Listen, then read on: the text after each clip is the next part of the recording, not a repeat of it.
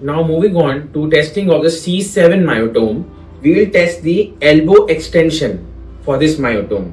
So we will tell the patient to fully flex his shoulder and his elbow so that his hand comes close to his ear. Now at this point, we tell the patient to extend his forearm. If he is able to extend his forearm, we'll stabilize his arm and tell to extend. If he is able to extend his forearm completely, that means it is grade 3 power.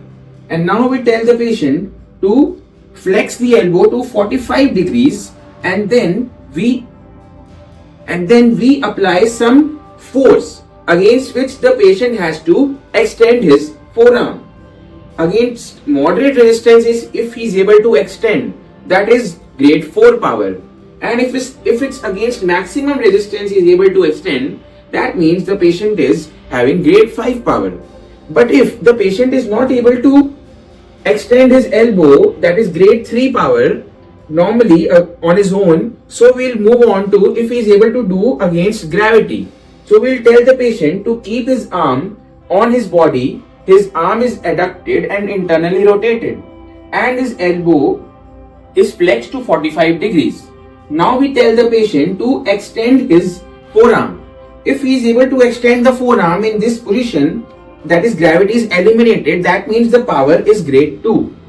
If the patient is not able to do this movement as well, so now what we do is we take hold of his forearm and we try to palpate the triceps muscle and the triceps belly, and we extend his forearm.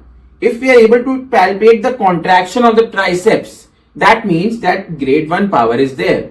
But if we are not able to palpate the contraction in this movement as well, that means the power is grade 0. Two things we need to keep in mind, that is the movements that mimic the elbow extension. We need to see that the patient doesn't do external rotation, which can mimic the elbow extension. Also, we need to see that the patient's elbow is not flexed too much. Otherwise, the patient when the patient's arm will come to neutral position, we will feel that extension is happening. But that is not the case. Hence, we need to keep the elbow in the neutral position at first and then check for extension.